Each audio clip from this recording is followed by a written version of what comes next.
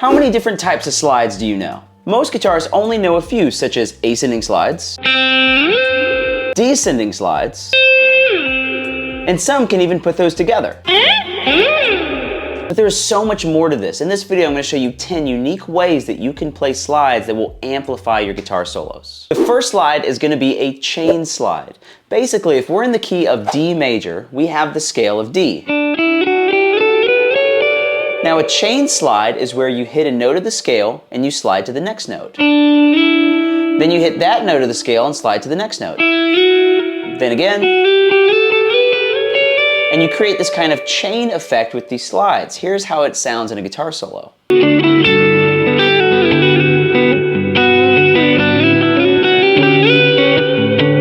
So it gives a really cool effect. You can do really small ones, you can do really long ones. Doesn't matter, but chain slides are a really cool thing to put into your solos. Next up, we have boomerang slides. Now, boomerang slides are when you hit a note, you slide to another note, and you come back, like a boomerang. All right? And this is how these sound in a solo.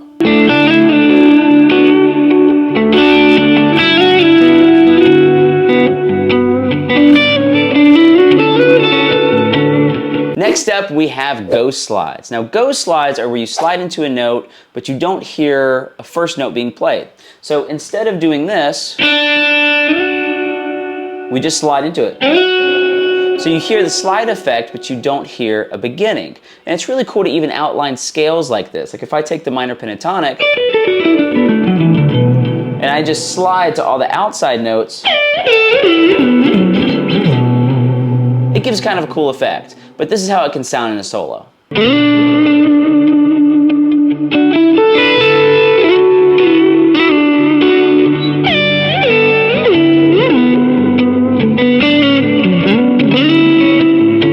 If you've enjoyed these tips so far, please like and subscribe so I can get this out to as many people. Really helps with the algorithm.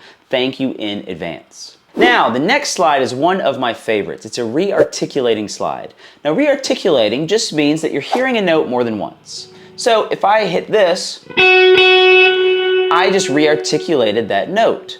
But I don't have to always hit it again to rearticulate it. I can slide into it. So the way it works is you go to the note with usually your ring or your middle. I'm going to start with my third finger, my ring finger. Then you have another finger, usually 1 or 2 frets lower. I'm going to go 2 frets lower here. And what you do is you're going to hit this note, you're going to pull off and immediately slide back in. And that gives you the rearticulating slide. So you're hearing that note twice, but on the second time you hear this slidey effect. Like that. Now what you don't want to hear is this. That is a slide, but it's not a rearticulating slide. You just want to hear these. It gives a really cool effect. Here's how it sounds in a solo.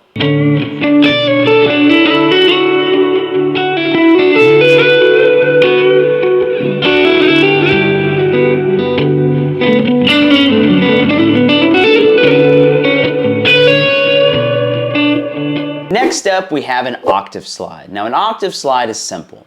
You just hit a note lower on the neck, and you slide up an octave. Here is how this sounds in a guitar solo.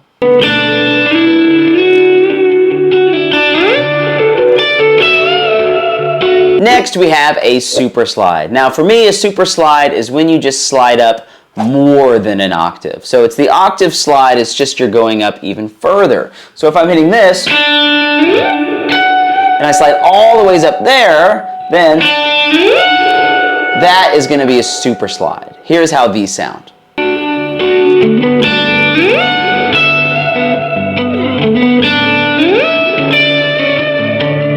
Next up, we have the Apagur. This is by far the most complex slide.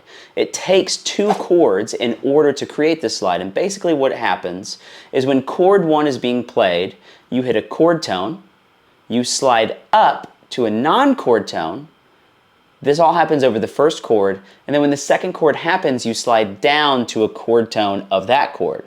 So when chord 1 is being played, I hit chord tone, slide up to non-chord tone.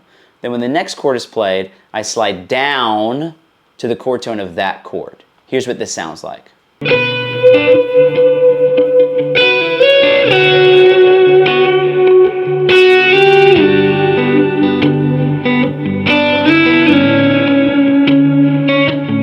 this takes a good bit more theory knowledge and fretboard ID. You need to know what chords are happening, the chord tones within them, and everything like that, but that is how an appoggiatura slide works. All right, now we have tapping rearticulating slides. So if you remember the rearticulating slide that went like this, right, where you hit a note and you slide into it, well, what's gonna happen here is you're gonna tap any fret that you want. So with the right hand, I'm gonna tap a note. Then I'm gonna have my finger on the same string that I'm tapping.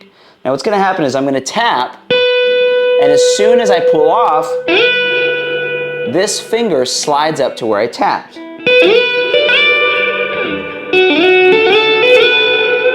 Gives a very cool effect. Here's how this sounds.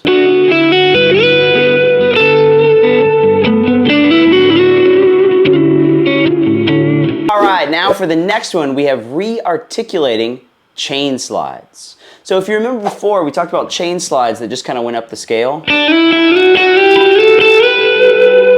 Well, instead of hitting every single one, we could just slide into the note, like this.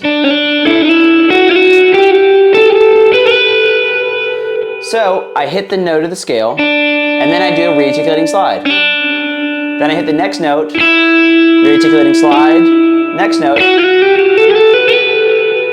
Here's how this sounds in a solo.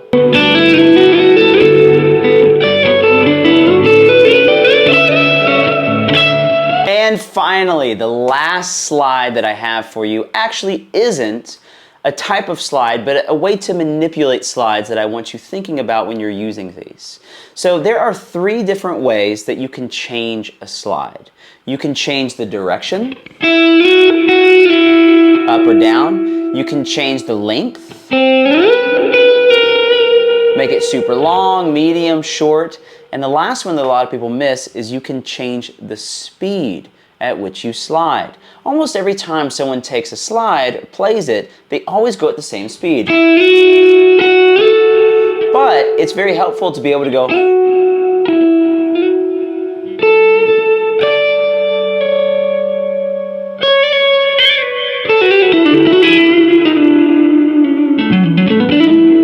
between fast, slow slides, and so on. So with all of these slides that I've given you, think about how you can actually manipulate them to even make them more like yours and be more creative. Because it's really good to take what someone tells you and just be able to use it, but it's even better to do that and then be able to make it your own and really find your personality in your playing. But that is 10 awesome, unique ways to play slides. I hope you enjoyed it. Let me know in the comments, which ones did you like the best? Were there any that you didn't really care for? Any that you found super hard? Let me know in the comments, and I will see you at the next one.